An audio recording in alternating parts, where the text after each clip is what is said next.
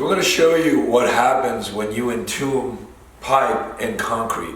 We have this beautiful spot here. They had to chip out an existing structure to do repairs. Remember, this is a brand new vessel, very high end.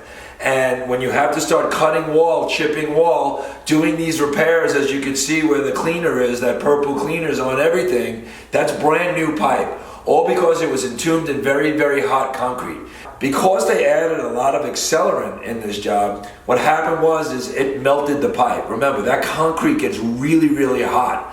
And precautions weren't taken on this job to cool down that pipe. You can do so by running water through the pipe, and you can also do so by not adding so much accelerant to heat up the pool.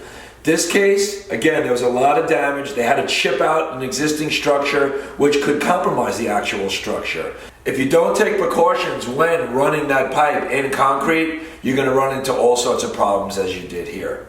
Keep your eye out for next week's mailer, where we're going to show you actually how we perform a leak detection in this vessel, and we're able to hear the leak through the actual concrete. Remember, all these pipes are underneath this concrete, and we're going to show you how we find that leak with a full spa and using a hydrophone that goes in the spot. For more information, visit Leaktronics.com and always check out our YouTube channel.